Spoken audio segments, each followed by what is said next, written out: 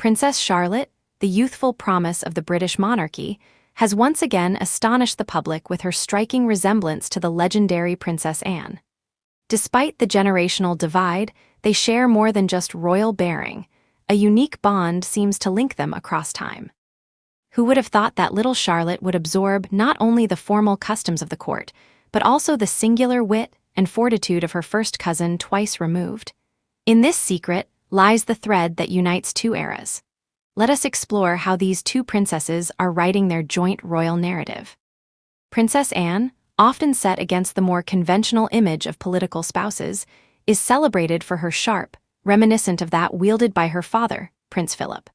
Her candid, no-nonsense replies sometimes border on brusque, yet they reveal an authenticity rarely seen in public figures. Anne never resorts to calculated gestures to win over the press. She does not perform for headlines. Coverage of her is frequently critical. In her youth, she was described as stern and quick-tempered, traits deemed at odds with the genteel notion of a princess. In 1981, a documentary titled Princess Anne, her working life aired, in which she confessed that she did not worry about pleasing everyone. When asked if she cared about being popular, she replied, "No, it is far too late for that." Upon reflection that local and national media might judge her differently, she agreed. Local journalists witness events firsthand, whereas national correspondents do not. Explaining her relationship with the press, Anne said, "I do not fit the image they have in their heads. I am simply not in the category they expect. I do not try to curry with journalists.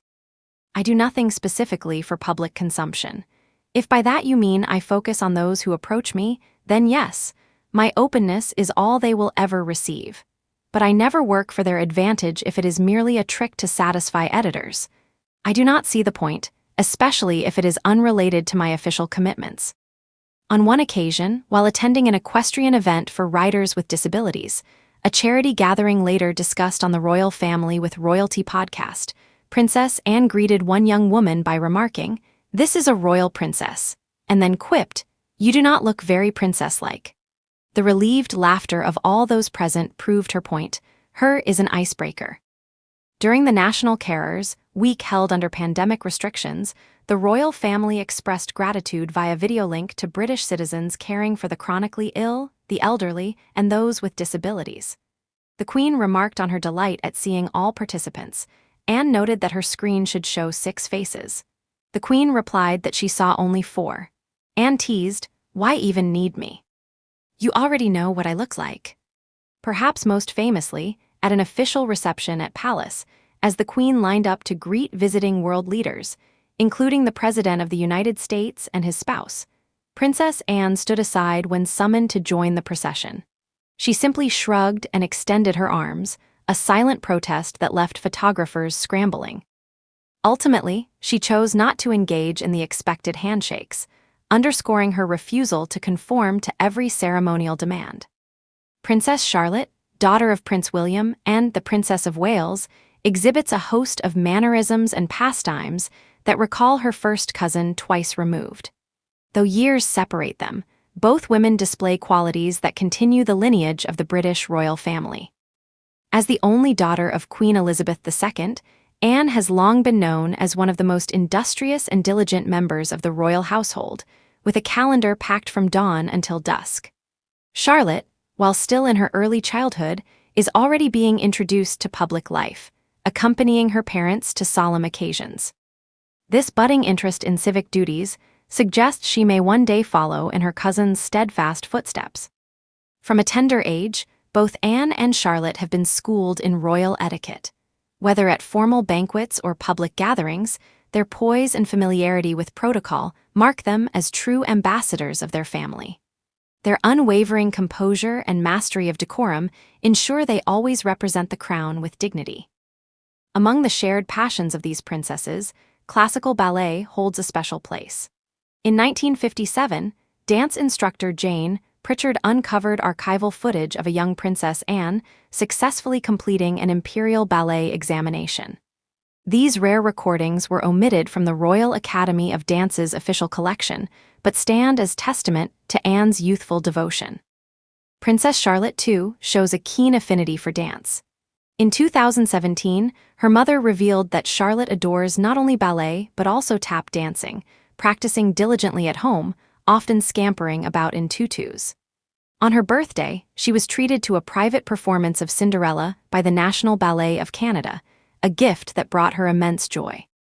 Their mutual dedication to ballet underscores the enduring cultural heritage of the monarchy and cements their intergenerational link. Sport has long been a unifying thread for the royal women. Princess Anne, the child of Prince Philip, inherited his passion for athletic. According to friends of the Duke, Anne spent countless hours alongside him on polo grounds, absorbing the nuances of the game and later focusing her own efforts on competitive achievements. Princess Charlotte, dubbed Daddy's Little Girl, reflects a similar zeal for physical activity, influenced by her father, Prince William, himself an ardent sportsman. Anne's sporting is impressive. In 1971, she claimed the individual title at the European Eventing Championships, and in 1976, she competed at the Montreal Olympic Games. Although a fall injured her leg, she completed the course, demonstrating that inner resolve outweighs adversity. Charlotte, still at the threshold of childhood, watches matches from the stands, absorbing the atmosphere and familial camaraderie that shapes her character.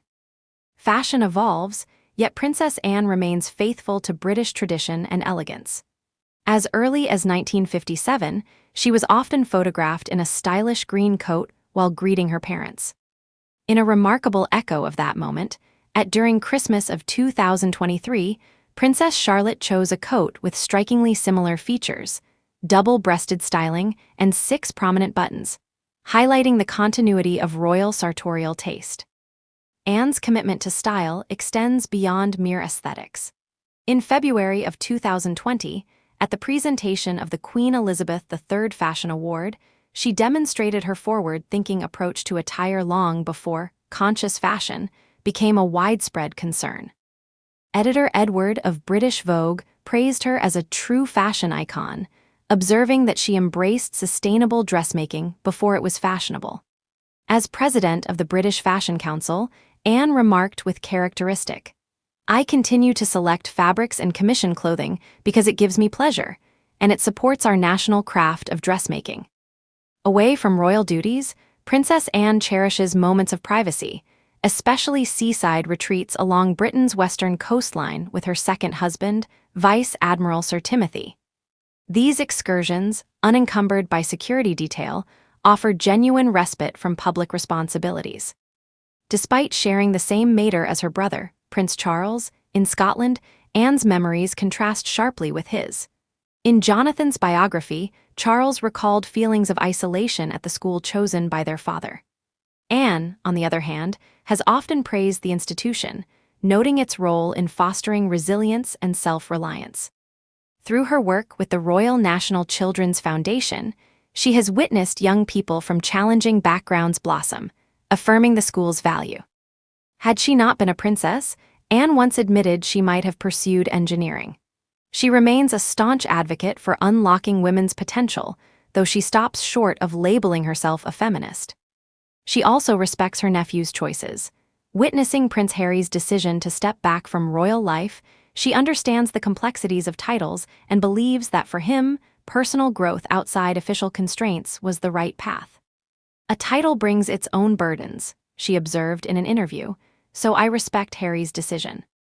Princess Anne commands public admiration for her diligence, integrity, and resilience. Beyond her formal designations, she is known for her quick wit. Her remarks often become viral sensations. On her birthday, the British populace hailed her as the finest queen Britain will never have. Princess Charlotte is already demonstrating that she can carry forward the traditions by her courageous and industrious cousin.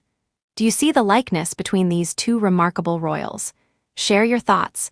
Do you find their similarities clear, or do you feel more anecdotes are needed?